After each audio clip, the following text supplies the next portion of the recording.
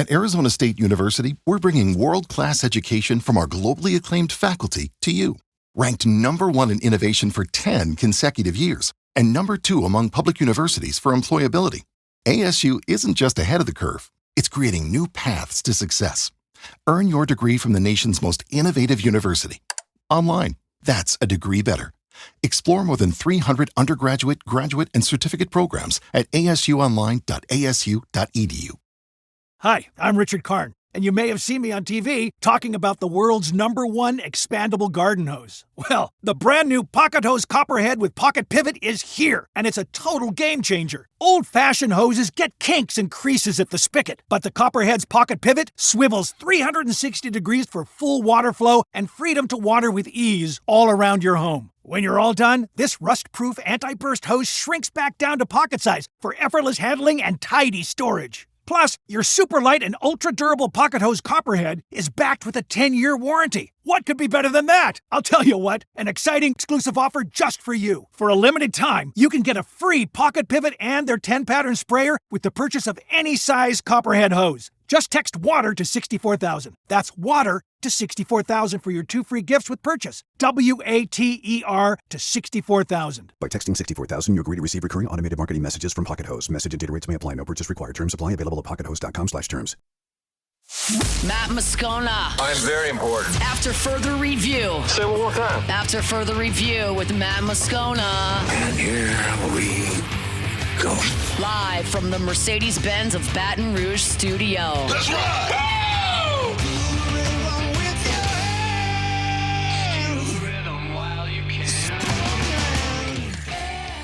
Hour number 3 off and running after further review. Friday show presented by Don Juan Cigar Bar. Musso in for Moscona. Scone is back on Monday. Taylor Sharp, Cassie Spazzali along for the ride as well, and happy to have you along for the ride. Just hopping in your car, knocking off work. Appreciate you tuning in, making us part of your day. We have been wall-to-wall baseball all day on After Further Review, and that will continue right now in the 3 o'clock hour. We welcome in Ben Mintz, Barstool Sports. You can get him on Twitter at StoolMintzy. Mintzy, great time of year. How are you? Doing well. A lot of stuff. You mentioned it. I mean, College World Series started today. I want to say really good game. I watched a lot of it. It was back and forth the whole time. Ultimately, Coastal Carolina got 3 in the bottom of the 8th, and that was enough to beat Arizona. But I thought it was a great first game. The weather's really good in Omaha, and just great to see the scene in Omaha. It's really one of the most last true classic American sporting events. It's like big, but it's not too huge. And man, I just love the College World Series. I know you feel the same way, and can't wait to watch more of it tonight. When are you heading up there? So I'm flying out Monday morning. I got really lucky, to be honest. We have a Barstool Golf Classic Tuesday in Omaha. Oh, and when nice. I saw that, they always want talent to be there to talk to the Stoolies and stuff. And when I saw there was one in Omaha, I immediately signed up for it and am able to piggyback off that to make a couple of days in Omaha. So I'll be at LSU's game too. Hopefully it's Monday night in the winners bracket. I really want to see an LSU Murray State game. I think that's just would be so classic to see that matchup in Omaha. And so I'm getting to go Monday and Wednesday. Have the Classic Tuesday, and then I fly back here Thursday. But I'm excited to get out there for a couple of days. And I actually think I talked to Hunt Palmer, and I think I'm doing 104.5 ESPN with him from Omaha on Monday too. Oh, awesome. Well, that'll be perfect. Well, I mean, we'll always love to have you on the airwaves. Before we get too deep in the College World Series, y'all taking good care of our boy T-Bob up there? Oh, man, it's going great. It's I knew this when I heard this happen. He's just such a seamless fit up here because he's just such a character, an off-the-wall character, and he's into some weird stuff, but there's no place better to let your freak flag fly than Barstool Sports. There you go, man. And so he, whether he's into Star Wars and all the fancy stuff he's into, he's playing chess and, it's just a great fit. And the thing with T-Bob too, when I got hired up there, I had 3,000 Twitter followers. And I moved to New York not knowing anybody. T-Bob already had relationships with Big Cat and Brandon Walker and, really big media following coming with him up here. And so he's already very established. And so it's a pretty seamless transition. And, obviously just getting to be around T-Bob and Megan every day and seeing the Louisiana influence on Barstool is really special. Yeah, y'all keep it strong up there, man. We love to see that down here for sure. All right, Mintzy, let's talk some College World Series.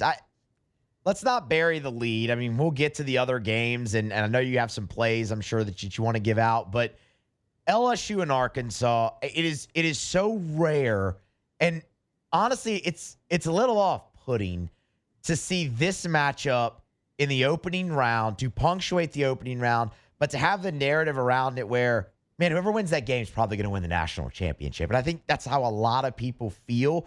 Just your 10,000 foot view on that game first. Well, I mean, it's a very public sentiment, but that doesn't mean that sometimes the public's, wrong. Correct. I mean, when you look at LSU this year, though, I mean, I think this is a really, really good LSU team. And, I followed it all year. And when Cade Anderson or Anthony Ionson's pitching, you feel great about LSU.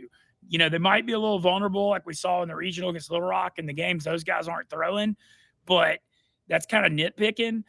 The big thing with LSU this year was, sometimes the bats struggled a little bit on the road, but it's not for a lack of talent in the lineup. I mean, especially with Ethan Fry emerging and Jared Jones, Derek Curiel, maybe the best freshman in the country, and Dickinson, and then you see Luis Hernandez hitting for some power and Stephen Mullen. I mean, there's a ton of talent here.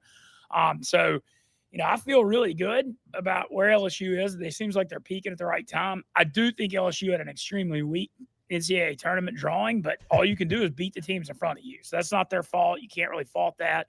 They obviously hammered West Virginia in that super regional, scoring 28 runs in 2 games. So, that's all you can do is beat who you play. But this is a fascinating matchup because Arkansas is really good this year. And you look at the last 10 or 15 years, how consistent that program has been because baseball is such a hot, cold sport. You see Ole Miss and Mississippi State win national titles. They don't even make the tournament the next 2 years. Arkansas has been at this level. I mean, they've been the most consistent program in the SEC the last 10, 15 years, and they should have won it in 2018 when they dropped that foul ball. And then you look at this year's team, going in, the narrative was like, hey, Arkansas's had this super elite pitching the last few years, but the bats have fallen off. Not the case this year with the Alloy brothers and that Charles, whatever his last name is, the outfielder that can really hit. The thing with Arkansas, they got a lot of great power arms in the bullpen. I like Zach Root, the lefty that's going game 1, but the starting pitching depth might not be as good. I mean, this is, this game's pick 'em for a reason. I think I saw it at Arkansas minus 120 and LSU coming back at 110. And you saw that series in Baton Rouge.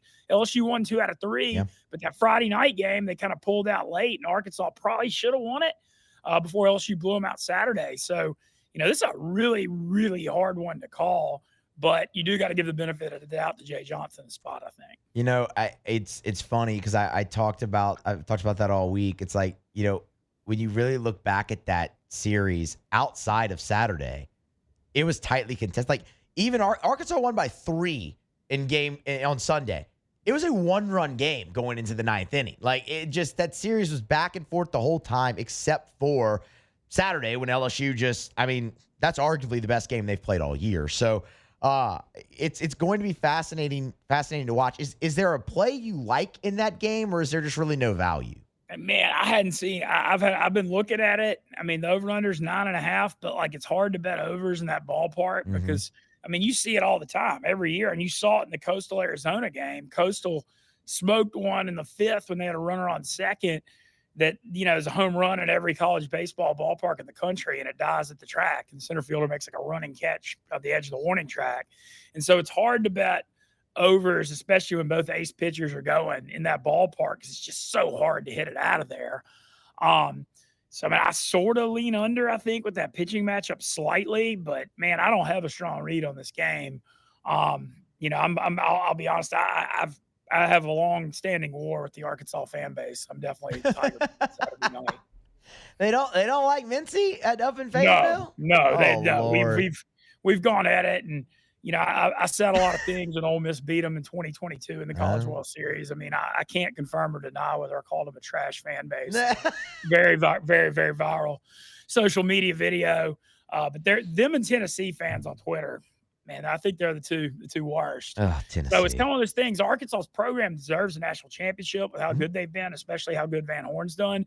But I don't want to see their fans get it. I love seeing them suffer. I don't know if there's a program that deserves it more right now than Arkansas, especially going through what they've gone through up in that ballpark, whether it be in 22 or obviously 2018. I mean, they've been so close. They just haven't really been able to get over the hump. While we're on the subject of Arkansas and LSU, and really LSU, you told me earlier that you had the opportunity this week to sit down with Skip Bertman for 45 minutes. Tell me about that. How was that? Shout out to Gordy Rush, a man that has been known to make a thing or two happen in his day in the Baton Rouge community. I'd had that on my bucket list since I've been doing sports media since 2015. I was like, I really want to interview Skip Bertman at some point, especially he's 87 and a walker. I mean, I hope he lives forever, but Father Time's tough. And I thought about it this week, and I was like, man, LSU's going to Omaha. There's no better time to try. And I called Gordy early in the week, and I was like, hey, do you have some connection? Is there any way you think he'd do this? And Gordy just gave me his number and said, call him. He said, don't text him. He won't respond to the text. But he said, give him a call. And I called him, and he called me back a couple hours later and said, yeah, I'll do it. I'd love to talk some college baseball with you. And we set it up. It was funny. We tried to send him a Zoom call, not going to work.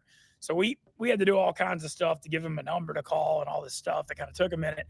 But, what was interesting to me was, man, we just sat there and talked college baseball for an hour. I mean, I was planning on keeping him 20 minutes. I didn't want to keep him too long. And man, this thing, I felt like we could have talked for 4 or 5 hours. We talked a lot about what Jay Johnson's done for the LSU program and his thoughts on the transfer portal and just how different it is. He was talking about, how he would be driving through the night to Shreveport to watch high school players' games. And now it's just, such a national deal and how different the sport is.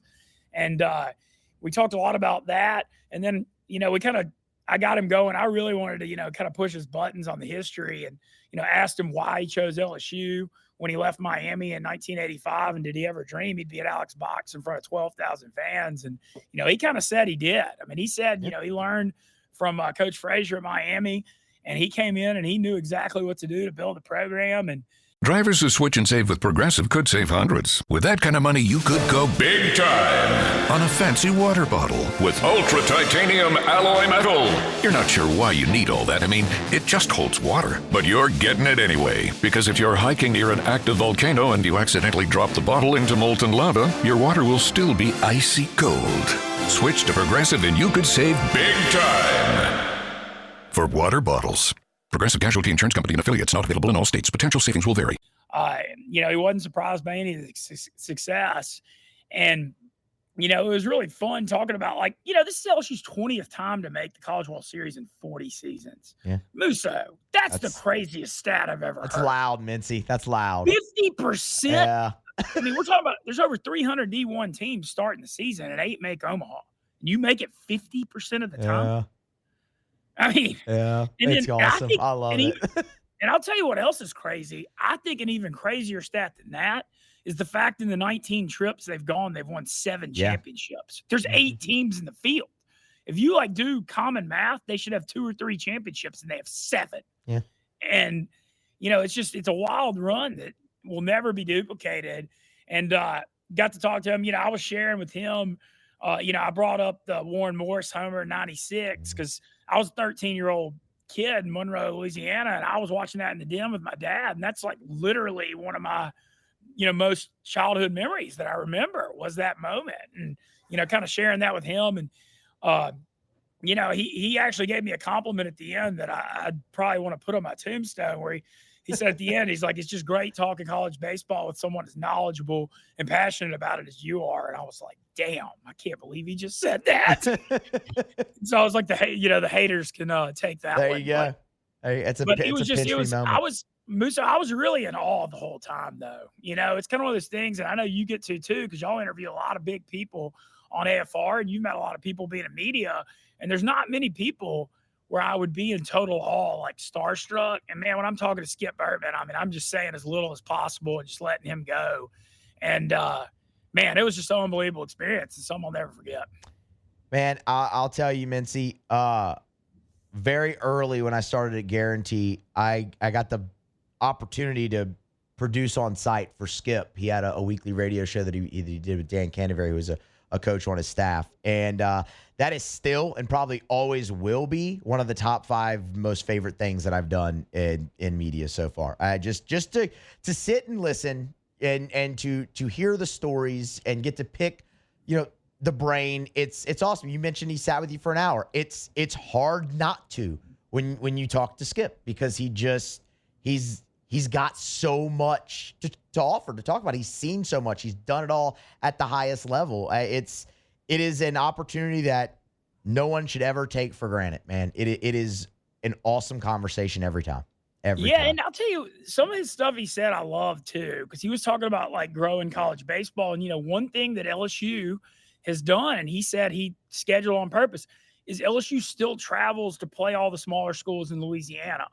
And he talked about like he put that in, and, everywhere, when LSU goes to Nicholls State and, goes to Louisiana Tech and goes and plays UM, they don't have to do that, and LSU's out, selling out crowds at all these smaller schools. And he said he did it to help grow the sport of college baseball.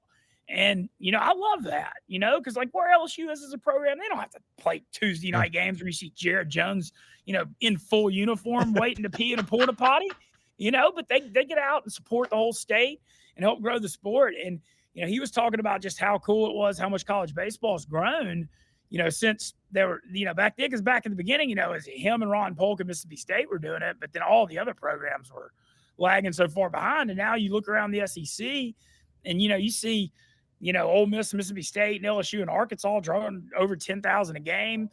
Texas, A&M, Tennessee, all 7,000. It's crazy how much the sport's grown. And I still think it's the tip of the iceberg. I think it's going to just keep getting bigger and bigger. I hope it does, man. Weeks like we're about to have are huge to that, and Skip's certainly one of a kind. Mintzy, hold tight. We're going to grab a break. We'll come back, look at the rest of the College World Series bracket, kind of recap Game 1 as well, get some plays from you from the other games also. That's coming up next here on a Friday edition of AFR, presented by Don Juan Cigar Bar. After further review with Matt Moscona, presented by Don Juan Cigar Bar.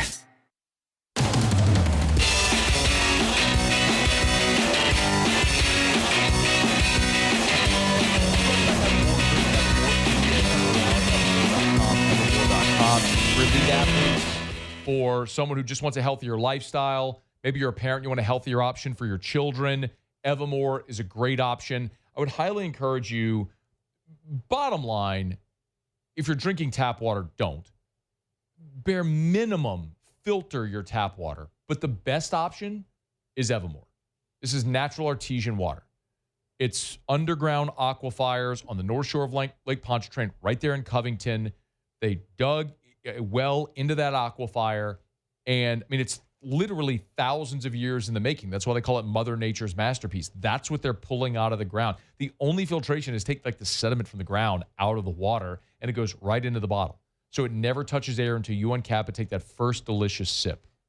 Learn more where you can buy it, great retailers or online, EVAMOR, evermore.com. All right, back here, wrapping up. Not wrapping up, moving along through the third hour of After Further Review on a Friday, presented by Don Juan Cigar Bar. We bring back in Ben Mintz from Barstool Sports. Our guy Mintzy, of course, you can get him on Twitter at StoolMintzy. We talked LSU, Arkansas, Omaha, all that in the first segment. Want to branch out now, Mintzy, to the rest of the bracket. But before we kind of do that, just the parity that we saw in this edition of the NCAA tournament. The upsets were plentiful. 5 of the top 16 seeds, not even just the top 8, 5 of the top 16 make it to Omaha. What was kind of your takeaway just of the NCAA tournament up to this point? I got one quick point that's non-College World Series I got to make real quick. It's about Sam Burns. Oh, yeah. Because Sam Burns has a chance. Has an LSU golfer ever won the U.S. Open? I know David Toms won the PGA, and LSU's sent good people. But what Sam Burns did today, he went out and shot a 65 on the literal hardest course. This is like the toughest U.S. Open is Oakmont. The U.S. Open's known for being the hardest tournament in the world. And Oakmont is like the hardest of the hard. And what he did today, going out there and firing a 65, is literally insane. And he's has 5 wins on the PGA Tour.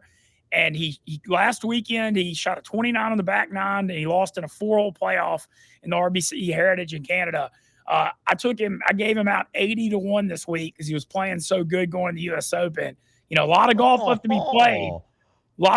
be played. And, you look at Sam's career, he's kind of had some leads on Sunday and mentally had some problems closing, but I just got to say, I wanted to make sure I gave him a shout out here on this set show because what he's doing is, that's unbelievable to shoot a 65 at that course. Mintz, you got an 80-1 ticket on Sam Burns right now? Is that what you're telling me? I do. I gave it out. I gave it out this week on my Twitter too. Hey, shout out.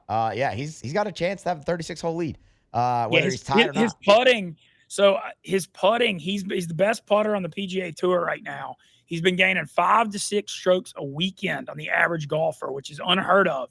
And the thing was, he's been putting so good, but his approach shots were like under average for a long time. And he's gotten them up to average lately, and that's all he needs with how well he's putting. He made a 22.5-foot, brutally tough putt on 18 to save par, too. That was incredible to close that round. I saw it. All right, Mintzy, let's get back to the College World Series, though. Obviously, we definitely wish Burnsy a lot of luck. Overall takeaway of how the NCAA tournament shook out and the teams we ended up with up in the College World Series? Well, okay, so I think it's been an unbelievable NCAA tournament, and that's why it's so great is because baseball is so unpredictable. Anybody can lose 2 games. And you saw that with what happened to Vandy in Texas opening weekend, not being able to get out of their own regionals. And it's interesting, though, because the SEC's dominated Omaha so much the last few years. They've won every national championship since 2018 when Oregon State shouldn't have beaten Arkansas. But this year, it's a different deal. And LSU and Arkansas are certainly superpowers, but as you mentioned in the last segment, they happen to be matched up against each other. And so what you've got because of all the upsets is, it's a random Omaha, but, it's funny that the Pac-12 disbanded last year and they have 3 old Pac-12 schools and Oregon State, Arizona, and UCLA are there. But you look around, a lot of schools with baseball tradition are here. Like Louisville's fallen off the last couple of years, but Dan McDonald, I think he might have won the most games in college baseball from 2010 to 2019. Oregon State's obviously won 3 national championships since 2000. They haven't made Omaha since 18, but they do have a lot of tradition. Arizona, Jay Johnson almost won a national championship at 16, had them there in 2021. They're always really good. So you got some teams that have UCLA has a baseball tradition, even if they hadn't made it since 13. So it's not like, schools that aren't good at baseball or don't care about baseball. It's just not as SEC heavy. Coastal Carolina and Murray State, obviously not as much tradition, especially Murray, but Coastal, they won it in 16 and then they won over 50 games this year. So, it's not like a shock they were there. They probably should have been an 8 or 9 national seed when they were the 13. But the Murray State thing's the story. They've never won an NCAA tournament game in their whole history till this year. And they make it to Omaha. And they did it. You got to give them credit. They won do or die, final games at Ole Miss and at Duke, and doing that on the road, you got to give them a ton of credit. They can hit the crap out of the baseball. I think it was reported their head coach makes $68,000 a year. Bruh.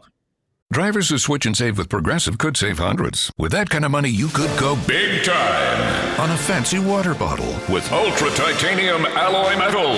You're not sure why you need all that. It just holds water. But you're getting it anyway. Because if you're hiking near an active volcano and you accidentally drop the bottle into molten lava, your water will still be icy cold. Switch to Progressive and you could save big time. For water bottles.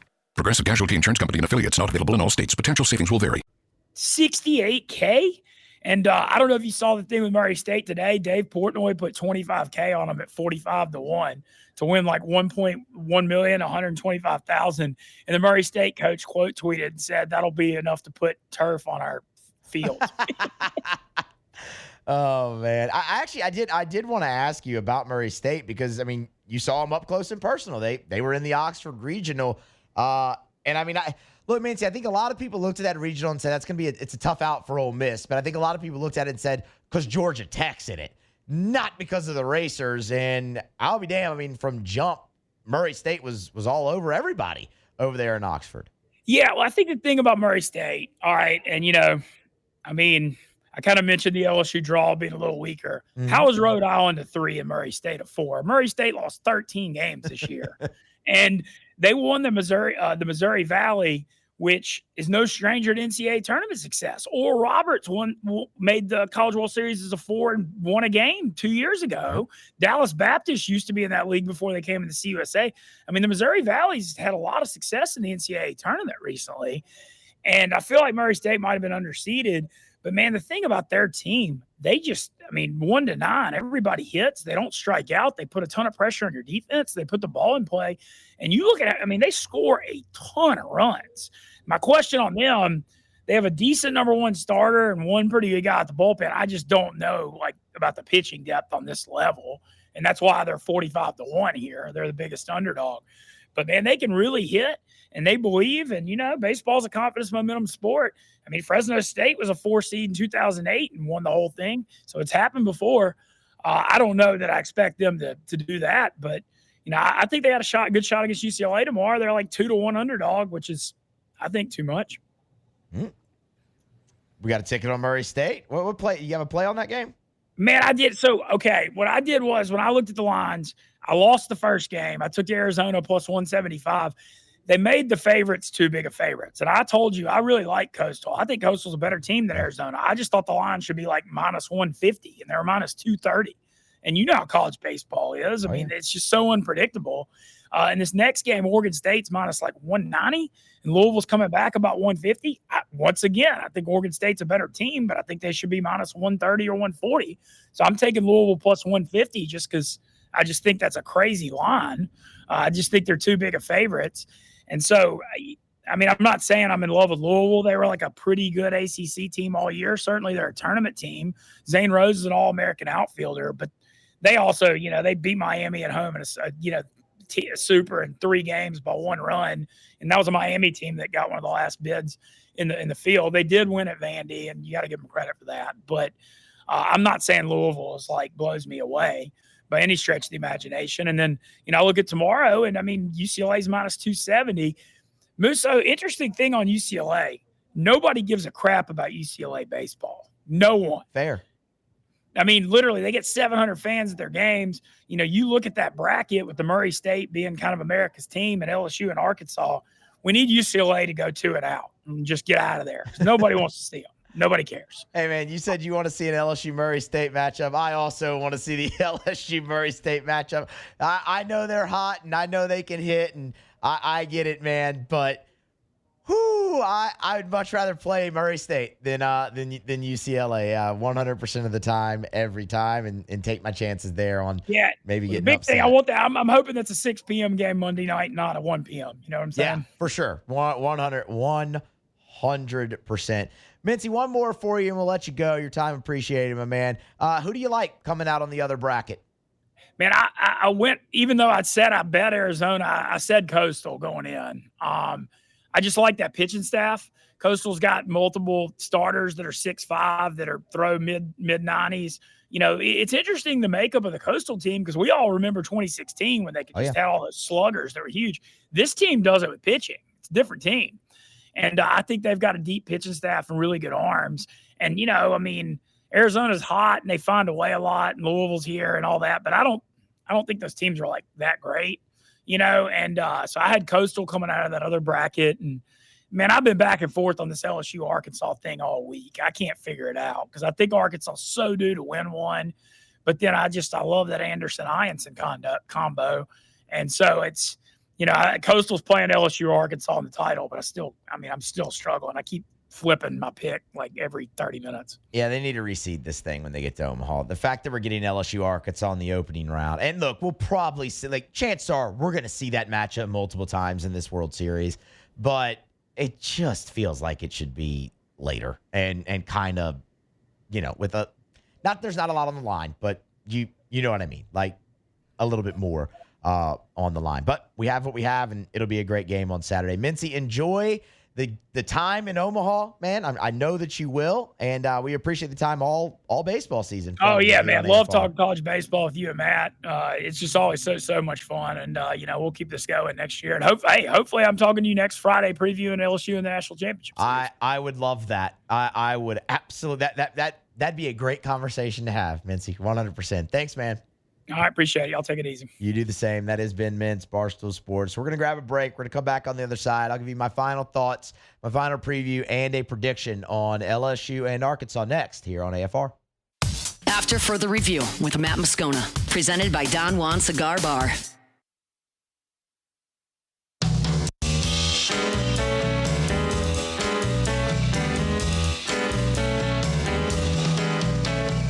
It's after further review. We're glad you're with us. We're brought to you by Rouse's, the official supermarket of the New Orleans Saints. Speaking of which, Rouse's.com. Father's Day this weekend. Maybe you're going to be grilling burgers for Dad. You want to build a better burger. Rouse's can help you do it. Get by any of the Rouse's locations. You can get all the trimmings, the fixings, the sides that you need for your burgers or whatever you're going to be eating for Father's Day. You want to buy Dad a couple of steaks to throw on the grill, you can do that, of course, at Rouse's in their great butcher department, their meat section. Maybe you let someone else take care of it. They got great catering trays over at Rouse's. You can order there. Heading up to Omaha, stock up those ice chests before you hit the road for the drive up to the Midwest, or if you're just hanging out here this week for Father's Day or to watch the College World Series, whatever you need, they got it at Rouse's. Get there, check out that weekly ad on the app, on the homepage. If you're doing your grocery shopping, you want to save, they'll always find ways for you to do that. Of course, they love to source locally. Rouse's, born in Louisiana, the #1 supermarket in the entire Southeast. It's Rouse's, the official supermarket of the New Orleans Saints. Rouse's. This feels like home.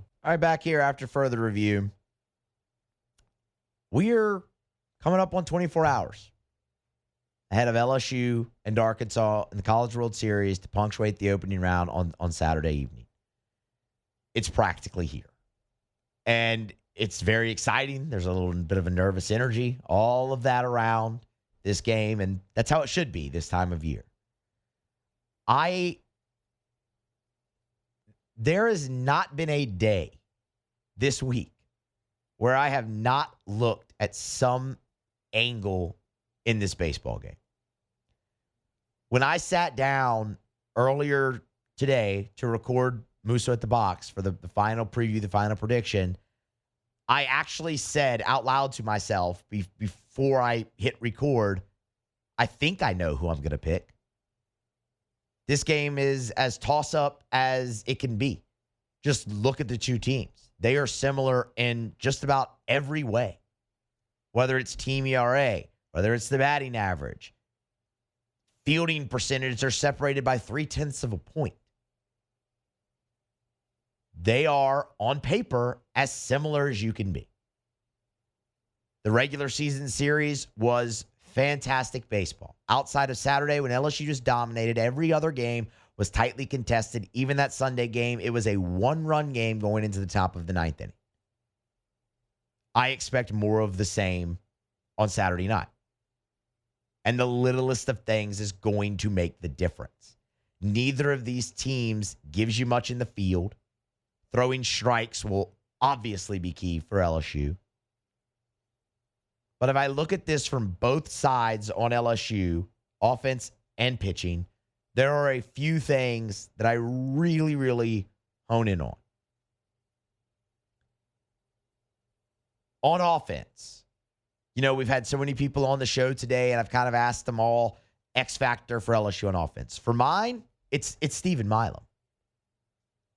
Stephen Milam is hitting .421. He has driven in 11 runs in the NCAA tournament. LSU's offense away from the box has struggled this year. I actually think the way LSU has played baseball and offensive baseball this season translates quite well to Charles Schwab Field. LSU hasn't lived and died by the home run. They've got 101 of them on the season, and they just cracked the century mark in the Super Regional. They've got guys who can run it out of the yard, sure, but that's not the be-all, end-all of this offense. They have had to manufacture runs more with bunts, with sac flies, with hit and runs. They've even stole a few more bases. They've been much more aggressive on the base paths on dirt balls and things of that nature. That plays Drivers who switch and save with Progressive could save hundreds. With that kind of money, you could go big time on a fancy water bottle with ultra titanium alloy metal. You're not sure why you need all that. I mean, it just holds water. But you're getting it anyway. Because if you're hiking near an active volcano and you accidentally drop the bottle into molten lava, your water will still be icy cold. Switch to Progressive and you could save big time. For water bottles. Progressive Casualty Insurance Company and affiliates, not available in all states. Potential savings will vary. At the Schwab, Jay Johnson all season has used the phrase hard, not far. That's what they're looking for. Hit it hard, not far. Line drives, that plays. And when you're focusing on that, eventually you will run a few out of the yard. But Stephen Milam has been your best offensive threat throughout the postseason, and he has to continue to be that. Because it just elevates everyone else in the lineup around him. It takes it to a whole new level because you can slot him in so many different spots in the lineup, and he's going to go out there and be really, really good. LSU has got to be ready to hit. Arkansas throws strikes. That is a hallmark of everybody on this staff. They throw the ball over the plate. You look at Zach Root's last outing against LSU. He went 6 innings. He didn't walk anybody. He struck out 6. He's not the only one that's going to do that. Gabe Gackle pounds the zone. Parker Coyle pounds the zone. Gage Wood pounds it. They all pound the zone. You have to go up there ready to hit, much like you were this weekend against West Virginia. Kern and Kartsonis were exactly the same way. I don't think either of those guys had walked 20 batters on the season. And you were able to chase both of them early because you were ready to hit. You didn't miss mistakes. I think that's actually a great 1-2 that LSU got to face in preparation for this game. The other thing offensively for LSU here is get into the bullpen. It goes hand in hand with being ready to hit. We had Wes Moore on earlier, and he talked about the pitching staff and the bullpen specifically being the strength of this Arkansas team. That's a mouthful because they have a lot of strengths. But I sat here on Thursday and told you the thing that's been most impressive to me of Arkansas's 5-0 postseason run is how they've pitched. And they haven't pitched poorly all season long, but it feels like they're pitching their best. But in the first two games of that series, back in Baton Rouge in May, LSU got 10 earned runs off of Arkansas's bullpen in those first two games. They are really one of the only teams that has had success against those arms. And they got runs off of Gackle. They got runs off of Jimenez. 10 earned off the Arkansas bullpen. Get into that bullpen and see if you can't replicate that success. On the mound for LSU, execution from Cade Anderson. I do think it'll be Anderson that gets the start. Regardless of what Arkansas's numbers say they do against lefties, Cade Anderson had a great outing against them back in May. Execution on the mound. For LSU, you have to throw strikes. I don't worry about that with Cade Anderson. I worry about that a little bit with some guys out of the bullpen. But the thing with that is you have anyone you want out of the pen. Everybody is rested.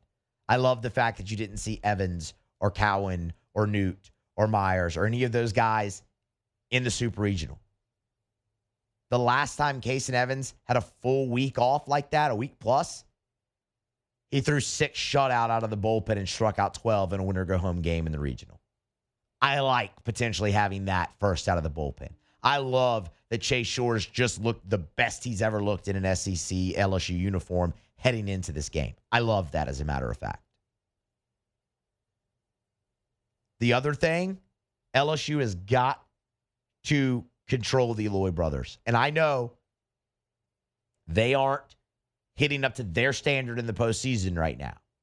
And everyone else has really picked up that slack, like Logan Maxwell, like Davalon, like a guy like Helfrich and Kojil. But you're not going to keep the Eloy brothers dormant forever. They're going to heat back up.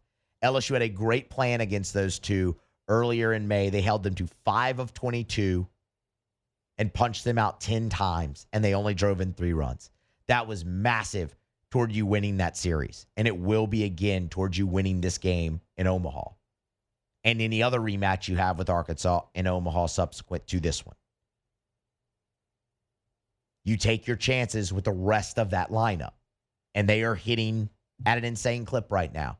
And that's what makes it scary, because you know the Aloy brothers aren't going to be held down all the way. The other thing is strikeouts have to be huge. That's what LSU did in that series. They came up with massive strikeouts at massive times. We talked about it on yesterday's show. The one that immediately comes to mind is in the 3rd inning of Game 2. Arkansas is finally mounting a threat. The bases are loaded, and Vahiva Aloy is at the plate, and Anthony Ianson punches him out. LSU, specifically Anderson and Ianson, have been so good this year with runners on base. That has to continue, and you're going to have to exploit the strikeout. If there is a hole for Arkansas's offense, it is strikeouts. They have struck out in a quarter of their at-bats on the season. 514 Ks. You took advantage of that the first 2 games. Ianson and Anderson combined to strike out 21. You have to do that. So how does it go? Who wins? I think Zach Root is pitching his best baseball of the year. Like, he has been incredible. He is carrying a 0.69 ERA into Omaha through 2 postseason starts. He's at a strikeout per inning. He has been dominant. This is what Arkansas envisioned for him. It's finally happening. But I like Cade Anderson more. Cade Anderson is going to be a top 5 pick in the draft. He will most likely be fast-tracked to the major leagues. Like, I don't think it's ridiculous to think that he couldn't be up there at some point next year. Not that I don't think Zach Root can play Major League Baseball. I do. But I think Cade Anderson is kind of ready-made to do that right now. And LSU has lost 2 starts all year that Anderson has pitched. You have a major league ready guy going for you, in my opinion. And I'm going to take that guy every time. I think it's a very low scoring game. I think LSU pulls it out and finds their way into the winner's bracket. We're going to grab a break, come back on the other side. One more note on LSU baseball to close that AFR next. After further review with Matt Moscona, presented by Don Juan Cigar Bar.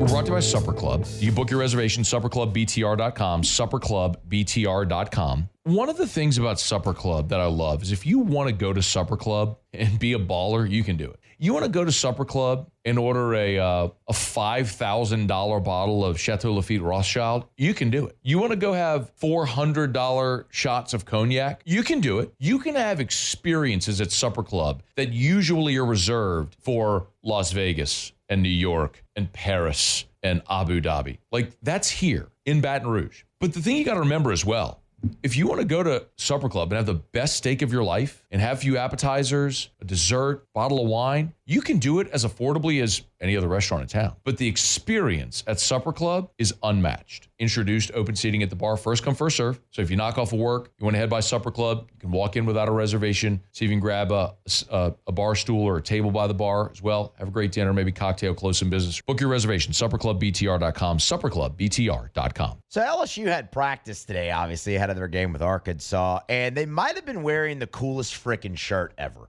One of the great parts about going to an event like this, College World Series, things like that, or College Football Playoff, any of that, is the gear that you get from like your team sponsor. LSU's in case would be Nike. LSU, the whole team was wearing purple Nike shirts that across the front said the LSU Tigers are here to win, and then under it, just do it with the swoosh. That might be the coolest shirt I think I've ever seen, and I want one. I hope that gets put up for sale. That is beautiful. Like, I don't really wear t-shirts all that much to like sporting events anymore. I would so wear that. That thing is beautiful. Like,